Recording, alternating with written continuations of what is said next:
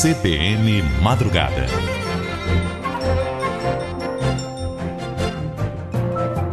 Apresentação: Alves de Melo.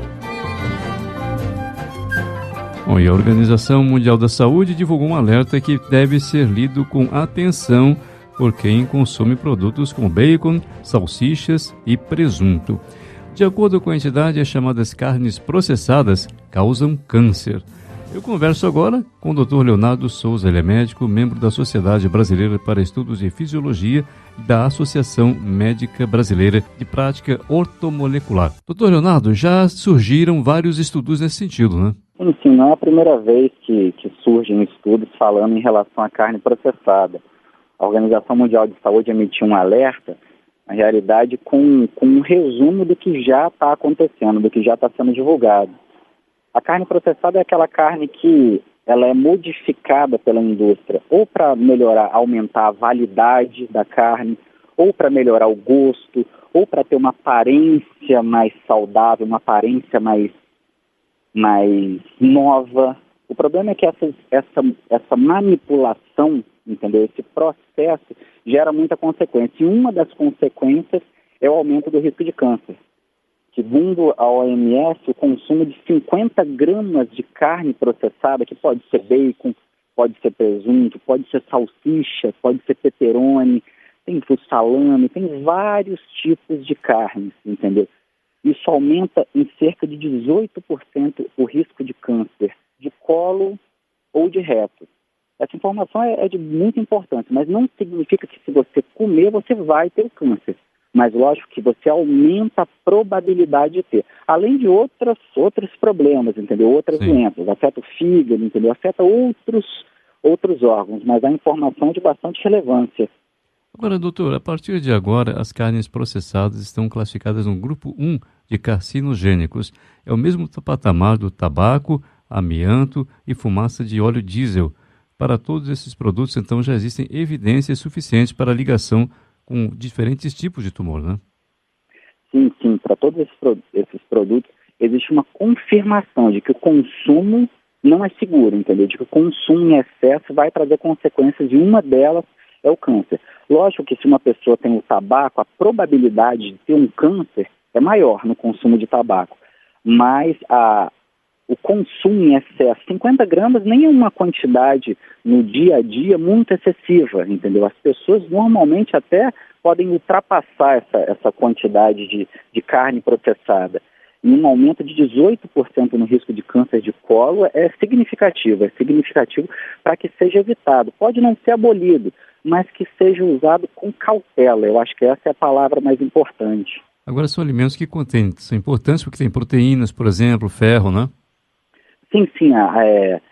Esses alimentos têm nutrientes importantes, mas normalmente eles não são suficientes para uma dieta balanceada. A salsicha, a linguiça, o presunto, tem vitaminas, tem minerais, mas normalmente eles não são suficientes para você ficar nutrido. No dia a dia as pessoas mandam bala nessa questão de alimentos que o senhor citou agora, porque a fast food, por exemplo, é coisa da rotina das pessoas, né? Sim, esses alimentos processados, eles passaram a surgir nos últimos anos, né, como um objetivo de facilidade alimentar. A indústria tenta modos de facilitar. O problema é que normalmente eles não são saudáveis, eles trazem consequências. Tem até estudos falando de diminuição do desenvolvimento neurológico com o consumo de alimentos processados, com lesão, com problemas em relação à parte hepática, ao fígado, ao rins, entendeu? O problema é muito mais amplo, não só relacionado ao câncer. Quais seriam os outros fatores também que provocam câncer, nesse caso especificamente, a partir da alimentação?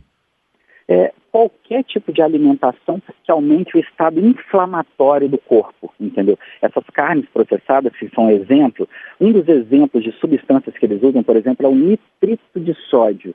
Essa substância é usada para dar um sabor saudável, um sabor mais jovem às carnes. Essa substância é potencialmente cancerígena. Entendeu? Então, eles manipulam a indústria, com essas carnes processadas, eles manipulam as carnes em geral para que elas tenham um aspecto, um sabor adequado, só que isso traz consequências. Agora, doutor, dizem que a fumaça do carvão também deveria também aumentar o risco. É verdade isso ou não? Sim, sim. O ideal é, por exemplo, até as carnes que têm contato do fogo direto com elas, com a superfície delas, por exemplo, o churrasco, o galeto, essas carnes também poderiam ser evitadas, entendeu? Elas produzem uma reação da proteína com açúcar, que é potencialmente maléfico também, e poderiam ser evitadas. O ideal é a gente se alimentar como os antepassados. Quanto mais produtos naturais, quanto mais produtos tirados da natureza, sem a manipulação da indústria, isso é mais saudável. Tanto é que no Brasil nós tivemos uma incidência de câncer muito menor ligado àquele tempo que era o arroz e feijão no dia a dia, né?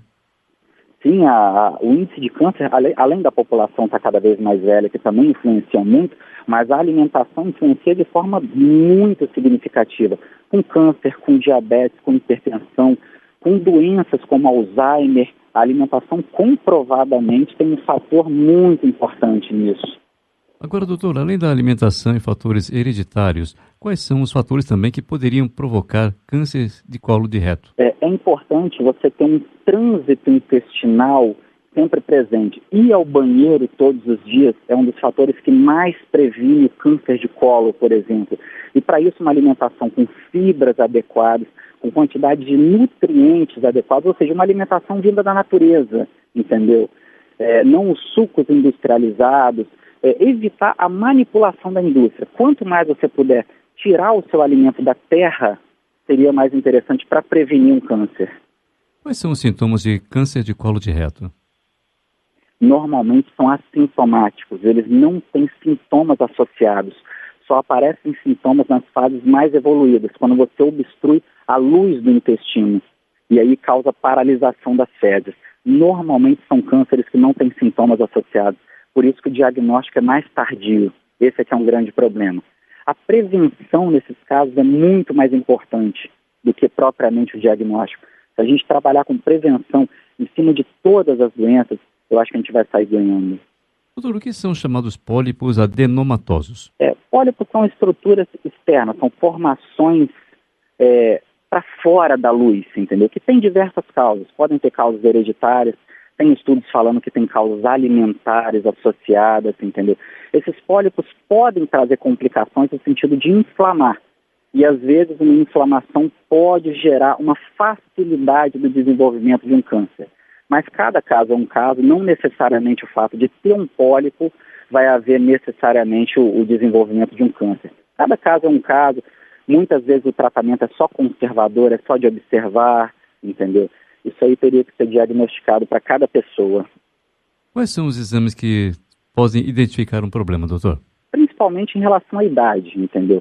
Pacientes acima de 50, 55 anos teriam que, com acompanhamento de um gastro, de um proctologista, ver a necessidade de fazer uma colonoscopia para diagnóstico.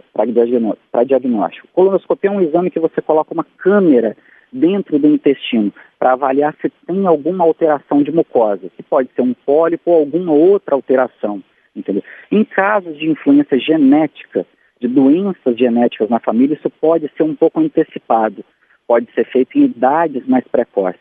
Doutor, como a prática ortomolecular pode ajudar os pacientes? A prática ortomolecular, ela visa muito mais a prevenção do que a abordagem da doença de fato, entendeu? Ela trabalha com vitaminas, com minerais, com fitoterápicos, medicamentos tirados da natureza, com funções diferentes. O objetivo é ver se você tem algum déficit ou de vitamina ou de mineral, alguma coisa de déficit para você manipular e abordar. Ou na dieta você aborda, ou propriamente com a substância, por exemplo. Na sociedade é muito comum uma deficiência de uma vitamina muito importante, que se chama vitamina D, que é a vitamina do sol. Uma grande parte da população tem uma deficiência dessa vitamina. Muitas vezes você precisa abordar ela como prevenção para várias doenças, inclusive para câncer, por exemplo. Entendeu? O que acontece também, de um modo geral, as pessoas compram na farmácia um composto vitamínico, né? Às vezes até importados, que aquilo não tem uma formulação específica, né? Para todo mundo, em geral, né? Isso é um erro grave que deve ser condenado. O uso de polivitamínicos pode ser danoso. As vitaminas são feitas para trabalhar no nível ideal. Então, a falta de vitamina traz consequência, mas o excesso de vitamina também pode trazer consequência.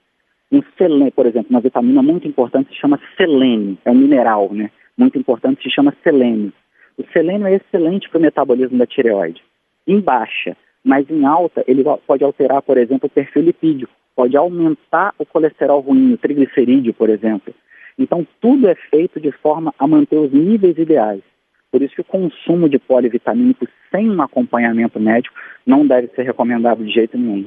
Doutor, muito obrigado pela gentileza da entrevista aqui na CBN. Espero contar com o senhor em outra oportunidade. Um bom dia. Bom dia, obrigado pela participação. Conversei aqui na CBN com o Dr. Leonardo Souza, médico, membro da Sociedade Brasileira para Estudos da Fisiologia e da Associação Médica Brasileira da Prática Ortomolecular.